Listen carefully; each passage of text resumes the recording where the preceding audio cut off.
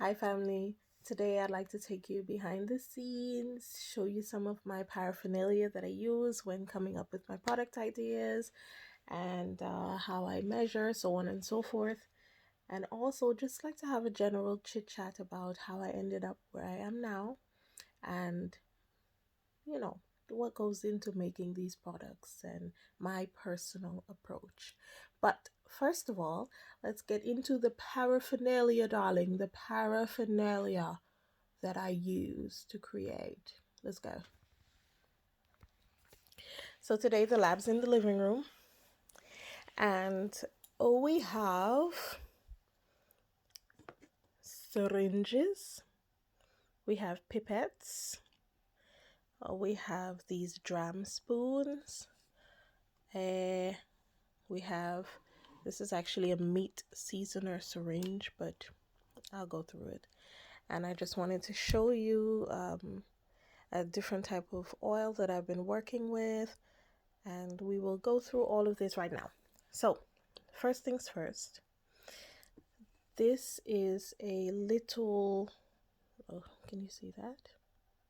This is actually a, wait, let me press the screen. This is actually a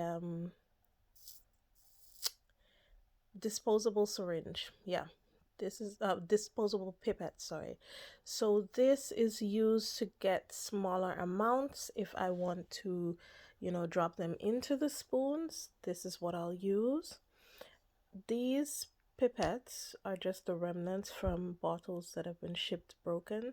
They come in very handy though. So like if I'm doing a mass creative day, I'll have like literally dozens of oils, and I will have dozens of pipettes as well, because each one has to be in line with the oil that I'm using it with. The curved pipettes, I actually love these. These are from an earlier iteration of the bottles that I use now, but I love the pipettes, but the bottles that I used to use before to ship the products in, they were so thin. If they would fall on the floor, they'd crack immediately. They were paper thin, but the pipettes were really nice and sturdy. These particular pipettes, I love them. I wash them and reuse them all the time. They actually are specifically for filling our sample cards.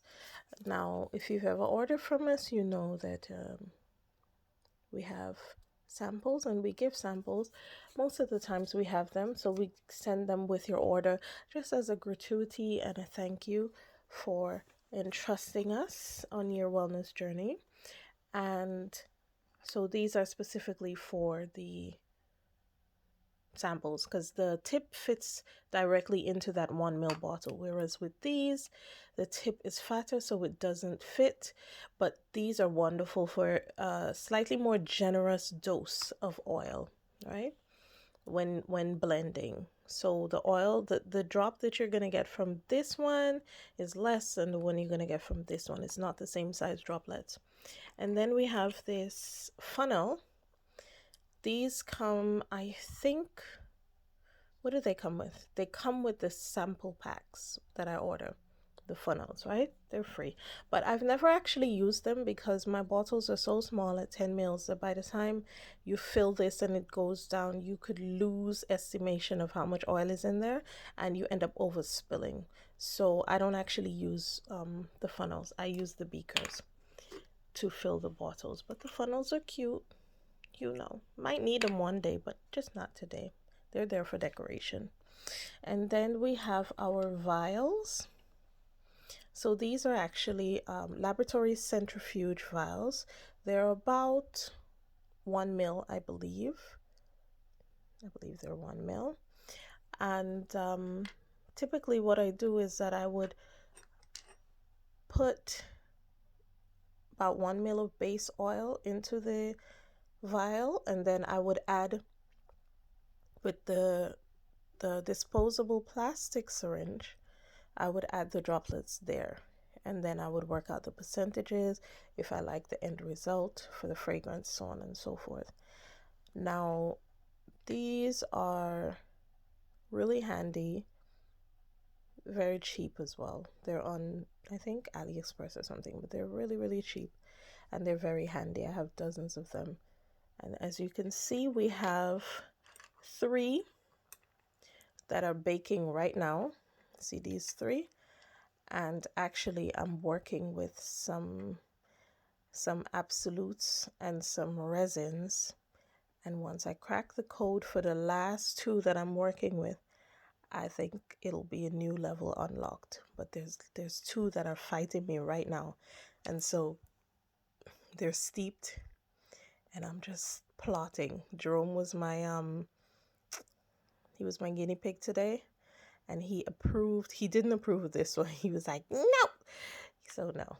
But he approved of this one, and he said this one is okay. So this one has to have some improvement. So we just let these sit. I like to let them sit. Sometimes I'll put them on the heater just to see if the resins will coagulate again. So I know how it will perform in the summertime, and how it will perform on clients with that are in tropical climates. Okay, that's something that I consider as well. So for example, when making these oils, I had an idea for what I wanted the ingredients to be, but when the jojoba oil came in, it was frozen solid.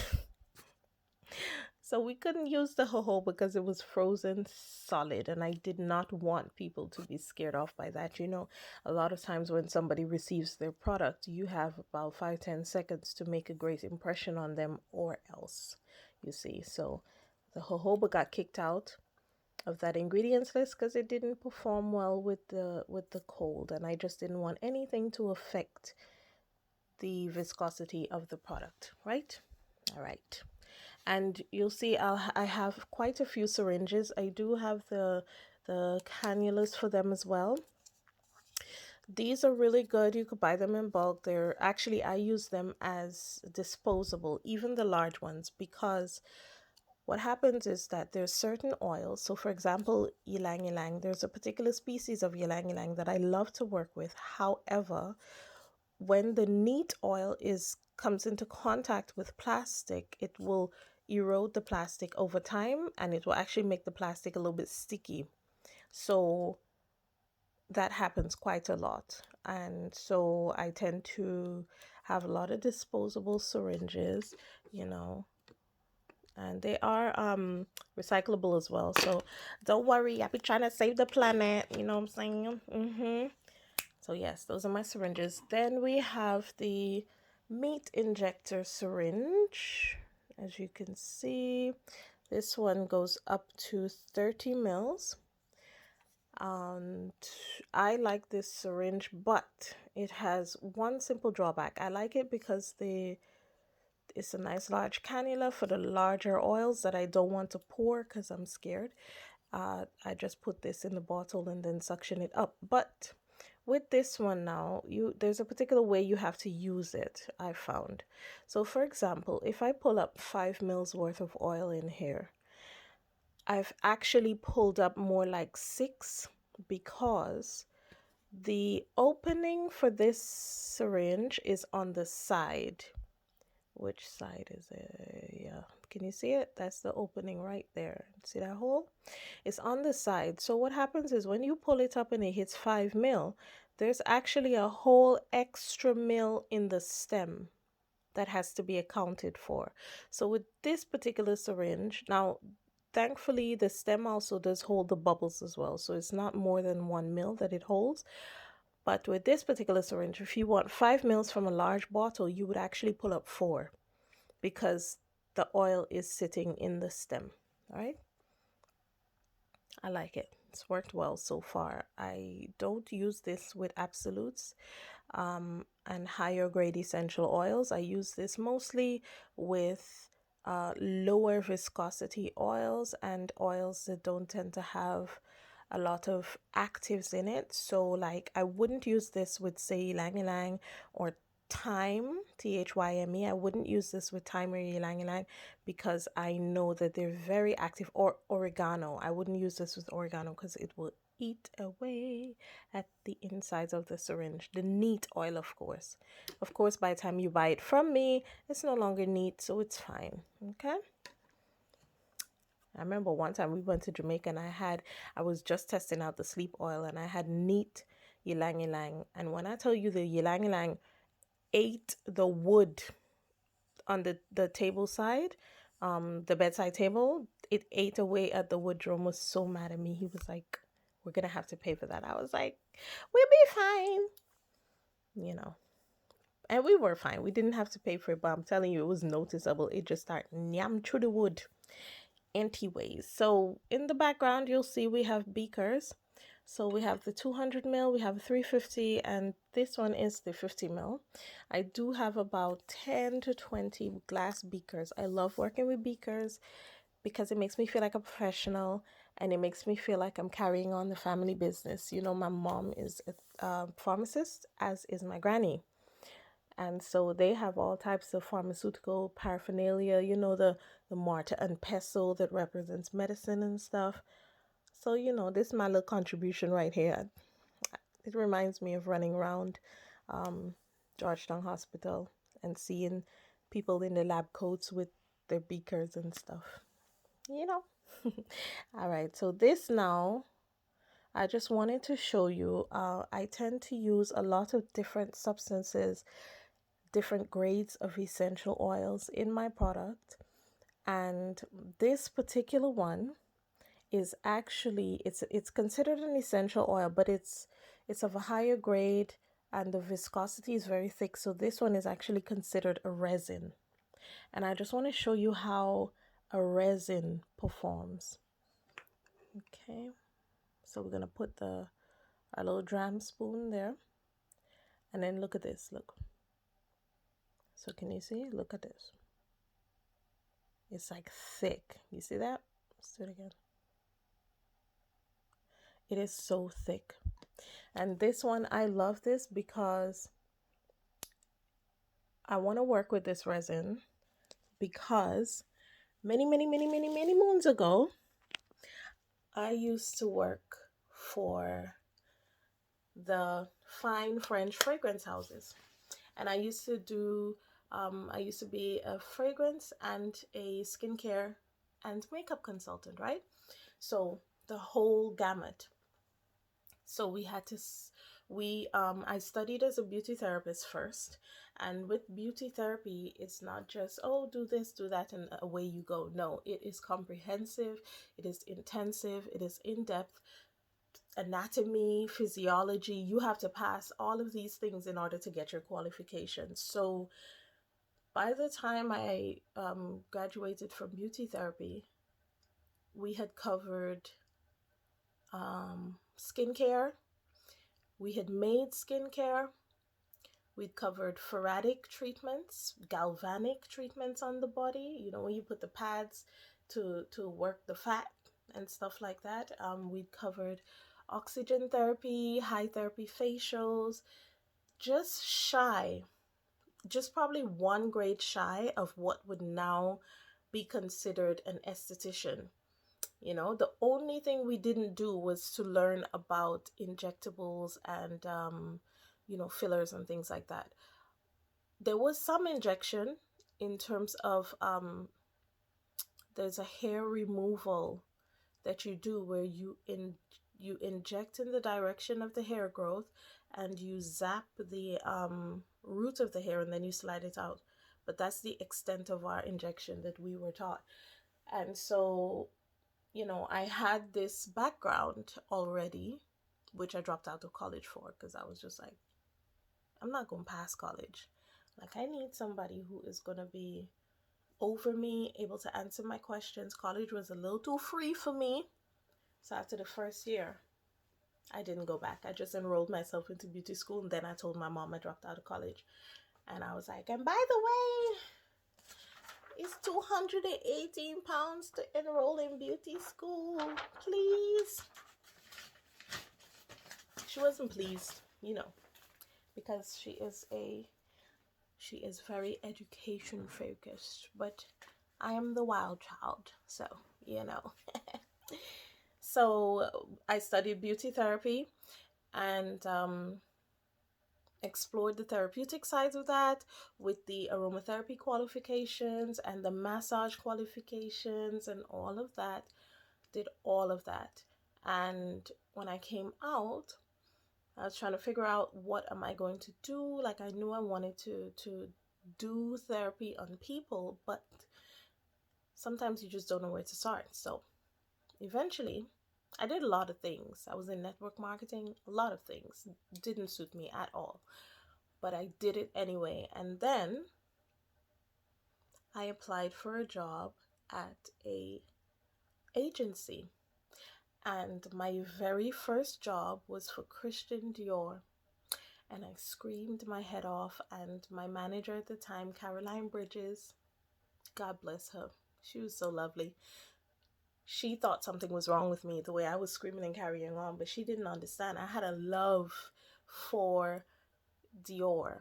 Ever since I was really, really young, there was something about the script and the writing and the quality of the clothes. And, you know, me and my friends, we used to go down to West End and just examine the clothing in the fine sections and the couture sections. And, you know, they used to be giving us looks, but whatever, we didn't care.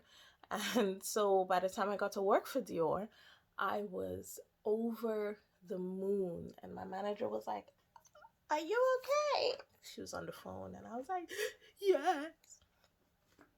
Just because, you know, I was really young. And, you know, when I was 15 years old, I wrote to Christian Dior's headquarters in, I think it was Marble Arch at the time, and said to them, like, "I'm really young and I'm really underage, but can you just give me like a internship or something?" That's the type of person I am. And I remember they wrote me back a letter. I should still have it somewhere. They wrote me back a letter and they were like, "Unfortunately, you're a tad young." They didn't say that. It was very professional though. They did say, you know, "You're too young, but here's a lotion sample and and some other skincare sample." And I was like, "But I wanted a job." So many years later, what is it, 6 years later, when I got Christian Dior as my first assignment, I was so happy. So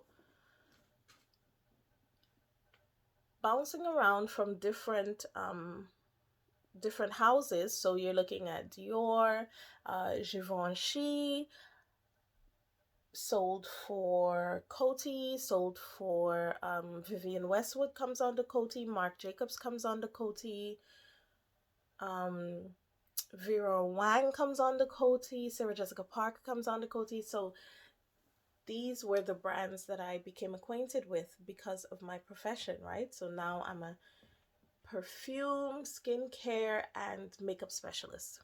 Okay, so that was what I did, and it was really intense, and I loved every minute of it.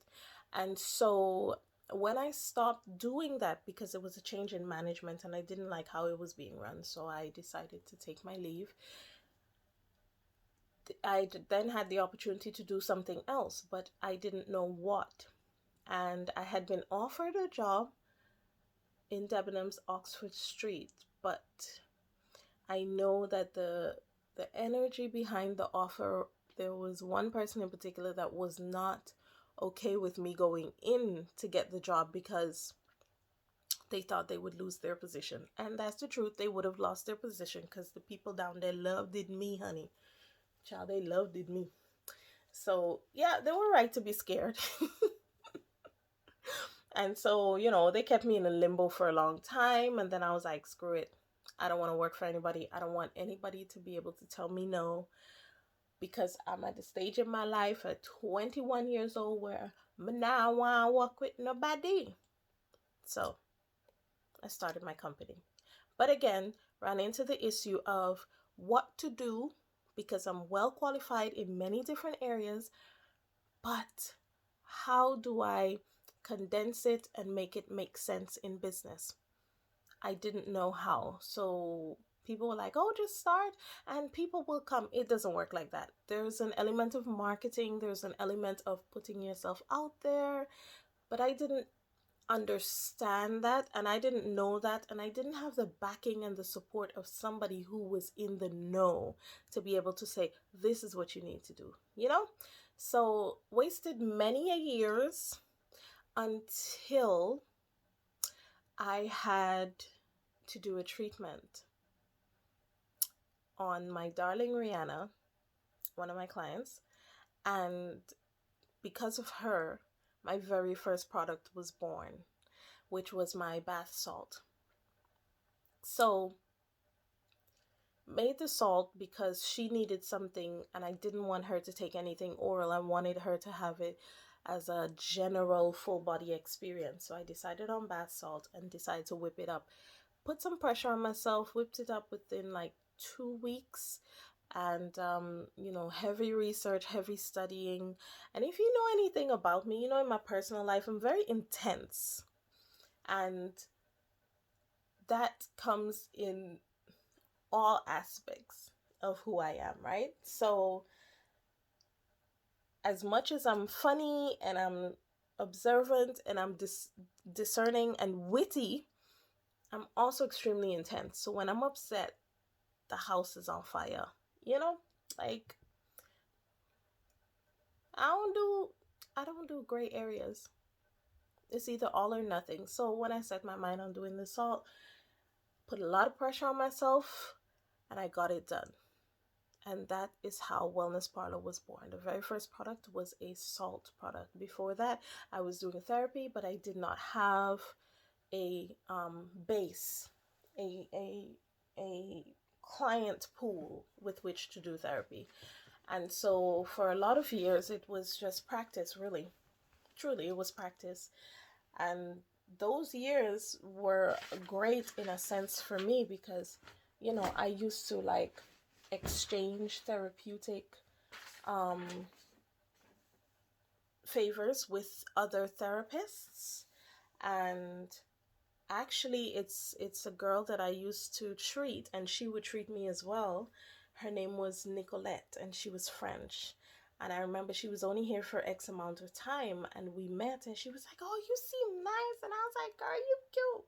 And then we started treating each other. And I remember she came to me and said, there's a particular therapy art. It's called kinesiology, and I want you to study it. She said, you already move like a kinesiologist. You're very connected with your clients' bodies and you can sense things. And she said, I think kinesiology would be perfect for you.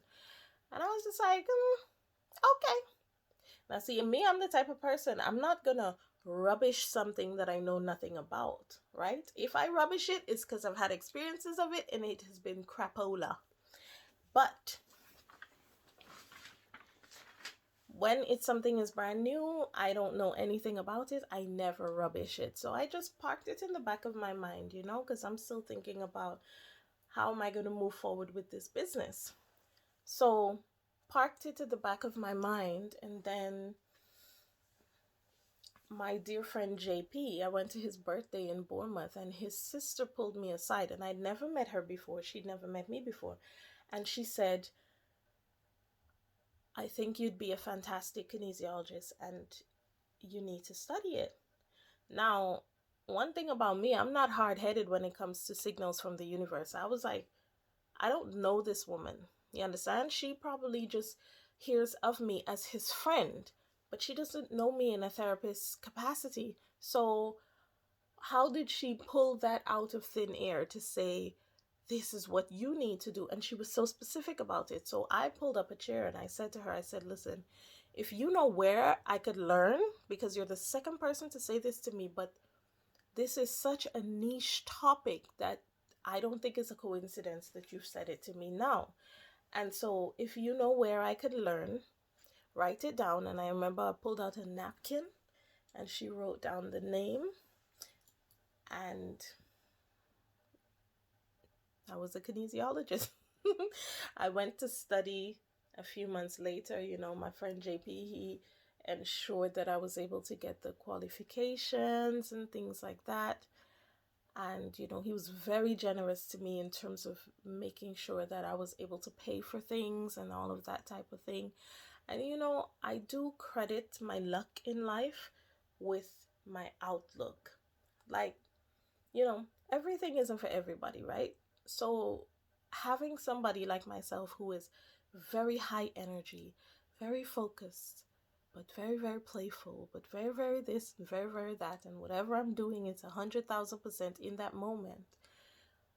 For some people, it's not the greatest life because maybe they're not on that level energetically. But for the few people that have been with me since I was a teen,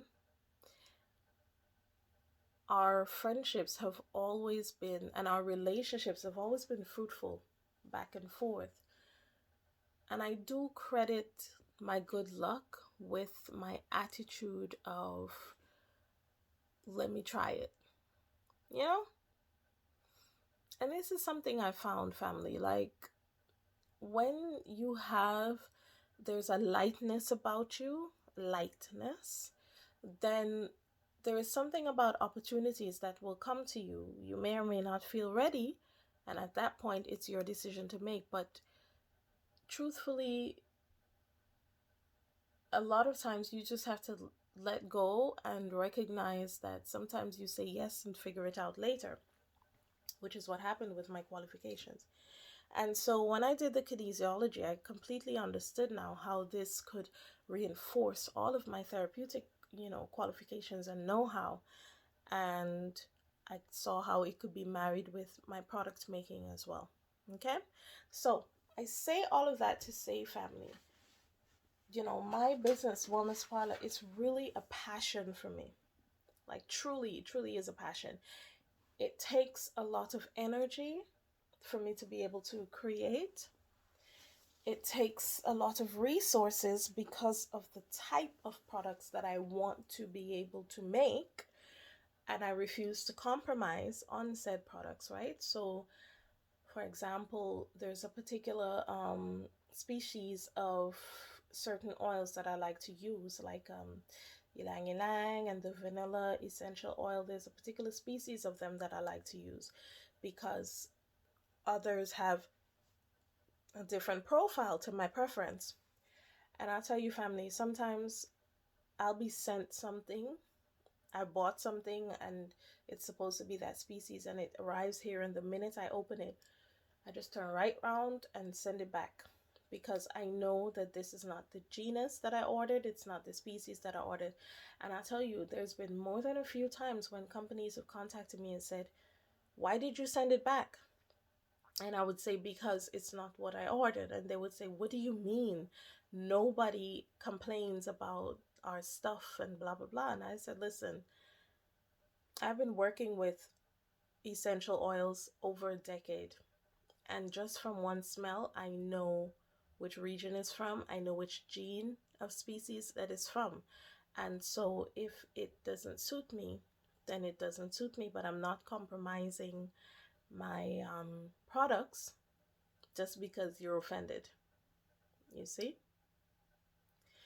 And so the same elements of who I am in my personal life, with the intensity, the observation, my husband actually says I'm hyper. I just think he's just not. So it seems like a lot. But in truth, I am very hyper, very much so. I'm very in touch with my joy at will, at a moment's notice. Doesn't take much at all to get me going and to get me chirpy and happy. And when I was studying kinesiology, I remember I had negotiated with my teacher to stay at their house, right? And when I slept over, halfway through the next day, my teacher was like, you have a beautiful voice. I was like, huh? And she's like, you have a beautiful voice. I was like, what are you talking about? I said, I think I sound squeaky. And she said, you woke up and I knew you were awake because you were singing in the shower. And I was like, oh, because I didn't notice, you know? And every time I slept over at their house, spent the weekend just to train and then come back to London, she would always comment. And then one day she just said, she's like, Fee, you are so happy. Like, you're really so happy and unaffected. And the truth is, I wasn't happy and unaffected. It's just that, any moment that I get that I could be joyful within myself, I don't need an external um, source for that. I take it, you see, because I understand how fickle life is. And so I make it a habit to take it. And so, when you buy my products, you're not just purchasing some little slam dash cho to get a thing. No, you're purchasing a product that has been intensely observed. Nothing leaves this house unless it is at least 8 months old. 8 months old. It doesn't leave before that. And I have different groups of people that I use as my blind testers for new products. And so, I really want you to get a sense of what goes into a Wellness Parlour product. It's a lot. And I make the products intentionally so that you can get the value that you deserve. Having worked in luxury skincare, I developed, well, I already had an appreciation for the finer things in life. It's in the blood, but you know on both sides of my family there's that. But I developed the sense of what it means to people when they spend their money on something, and then it's like it looks well when it comes, it has a smell, it this, it that. Like, people have such a euphoric experience with products. I know that it's more than just, oh, this thing, you know and so I find it interesting when I hear other business owners that are like, oh, I don't need to do all that because the product is just this and it's just that. And you know what? They might be correct about the product being what it is for them, but I know that people really appreciate that extra mile and that extra level of attention into the packaging, the thought that goes into the functionality of the product. A lot of my products, they're very versatile. You could use them in different ways, like with my oils. This is the, can you see? Can't really see. Let me see. I'm trying to be a beauty influencer, child. You can't really see, but this is the gifted oil. And that one is really for inspiration and to give you focus and to lift your mood and things like that. And all of them, the gifted, the sleep, and the grief, they can all be layered. You could use them with your perfume, with whatever your lotion is, just so you could have that extra layer of comfort and support from the essential oils and their properties. And so I put a lot of thought and care and resources into the products that I want to make, because if I were to make a product that is completely duplicate of something that has already been done, then it's not my own. The least I could do is put my own stamp on it, put a little flavor in there, make it unique to me, you know? So that is really what drives me. It is the customer appreciation and knowing that the level of customers that I do have, they expect certain things from the brand at this point. The brand has been going unofficially more than a decade. Officially 2012. That's when it started, 2012. But unofficially more than a decade. And so I just really wanted to give you a feel for who is behind the brand and my intentions and the energy that goes into making these products. You know, I would outsource every single aspect of this business except the creation and the making. That's not practical because it's a lot to do, but honestly, that is what brings me the most joy, is the creation and the making, you know?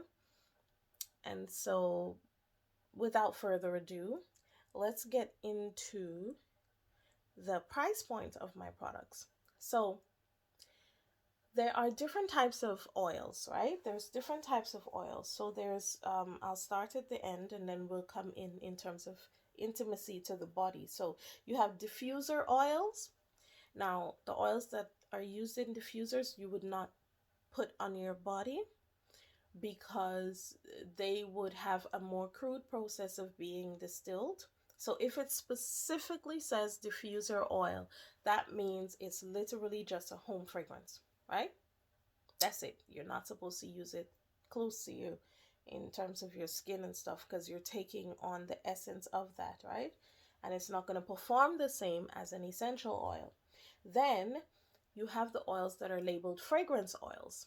Now, fragrance oils is a little sticky because you can label an essential oil as a fragrance oil as well as a therapeutic oil, but you can't label a fragrance oil as a therapeutic oil. You understand? So it only works in one direction. So an essential oil could be a fragrance oil, and a therapeutic oil could be a fragrance oil, but you can't label a fragrance oil as essential or therapeutic because, again, they would have been more crudely made and the care would not have been taken so that they can be used on the body, right? So there's diffusers, then diffuser oil, then there's fragrance oil, and all of that is external. So you could use it like on your home furnishing. Well, no, because it might change the color of your furnishings, but you would use it externally around the home, right?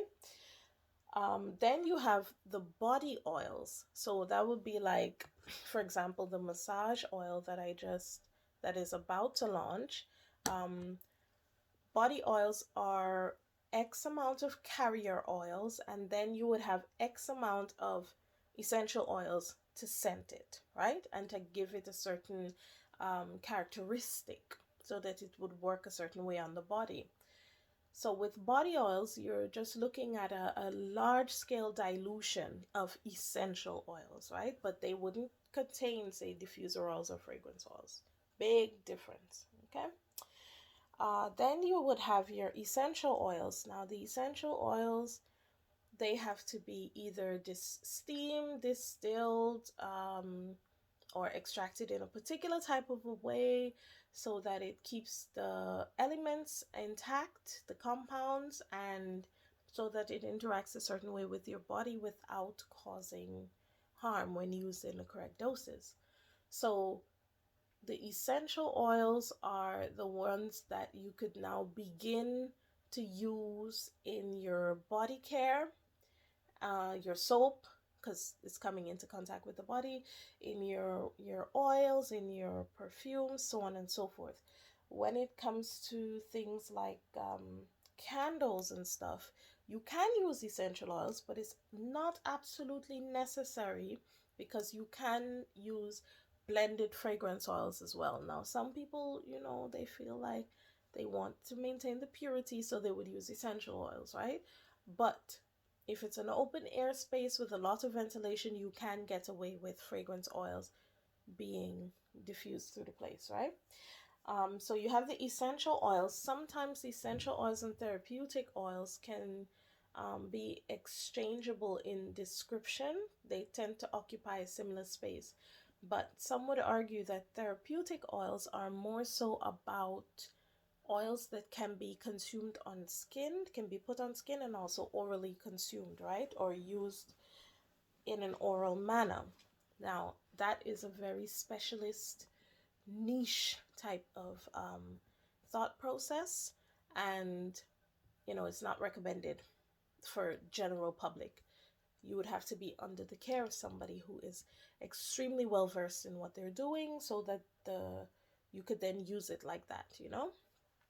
because there's some oils that they might be good for something, but in in what might seem like normal doses, they can be very dangerous. So like oregano oil, for example, is excellent for the immune response that it elicits from the body, but oregano oil is a man that the smallest kinsy wincy amount is needed. Kinsy wincy. Because otherwise it will burn and it will irritate you. Okay? So, you know, having somebody who is well versed would be the way to go with the therapeutic oil side of things. But let's just stick to what we know, the essential oils. So now we've reached that level, we could use that on our skin. Ain't no problem. We could use it in dilution with other things, because even though essential oils are very good, again, in certain quantities, they can be dangerous, okay? And they can cause harm, as with anything.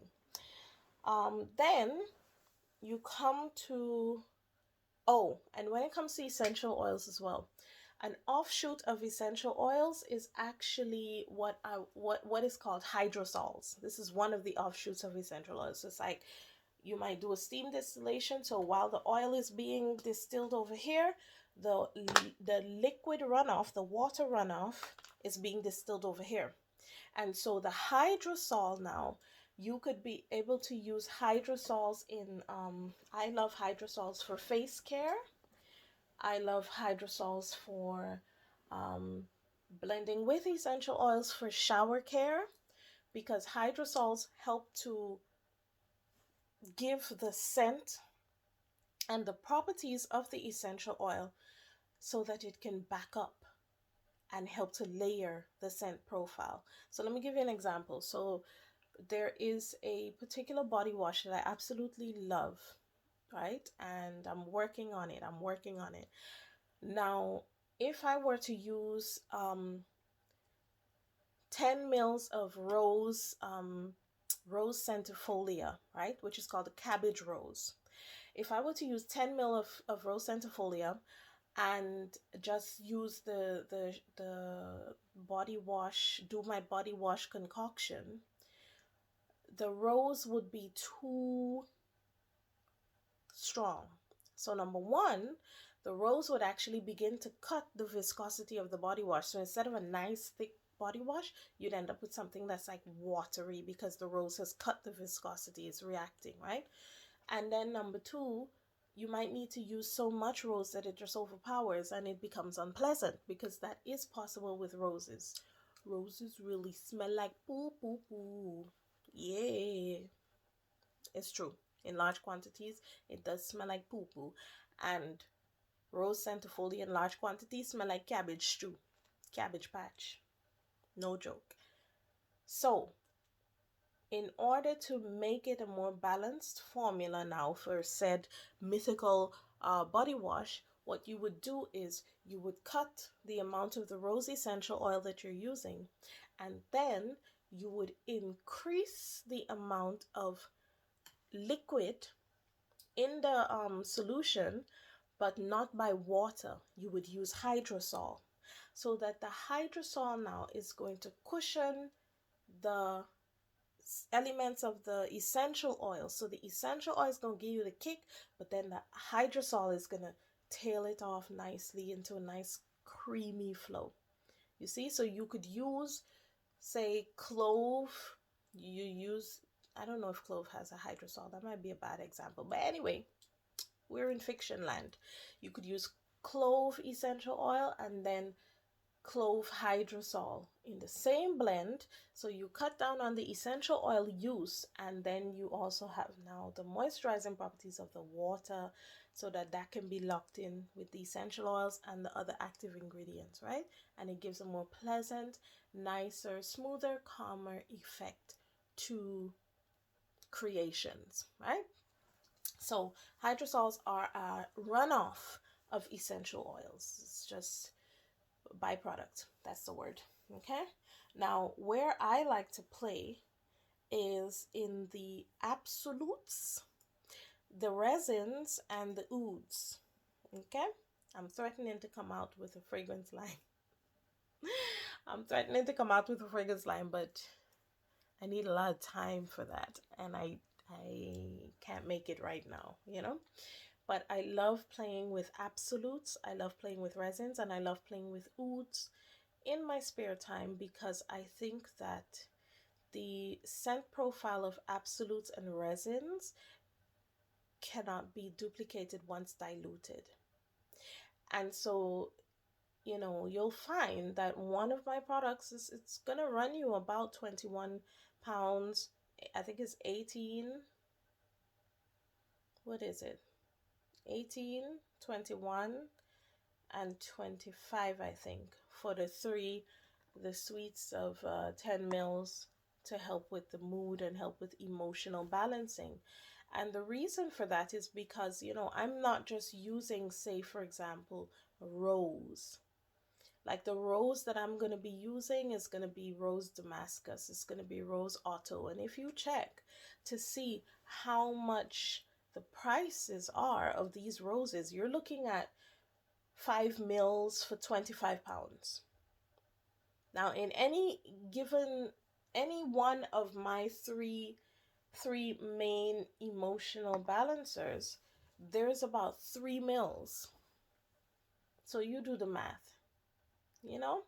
Like you really get what you pay for. And the one thing that I noticed when I started creating these products is that the higher up you go in the essential oil chain, in my opinion, of course, the more effective the products are. So, like when I first started out, I was blending just pure rose, pure rose. You could buy that, right? Pure rose. And it was just, mm, you know, need a little flavor. But then when I started experimenting with the rose Otto and the rose geraniums and the rose Damascus, I was like, oh my gosh. And the rose centifolia, I was like, they're giving different things once they're blended, you know, and they're hitting in a particular way that is very unique. So I'll stick with it. And so, you know, when it comes to my line, like what you're getting is a wealth of information. You're getting ingredients that, you know, a lot of people skip because of the price. You're getting a wealth of knowledge, right? So I think it's important to note that everything is not for everybody, and I don't claim that my range is for everybody. That is not true. But my range is definitely for the discerning, you know, the lovers of high quality things, um, the lovers of attention to details, and the people who really care about the source of where their products are coming from. So like I'm that type of person. Like my shampoo, you know, sometimes I'll use something from the pound shop because some of them pound shop shampoo really hit different. But I also have, you know, shampoo and conditioner from a brand called Kitty Locks.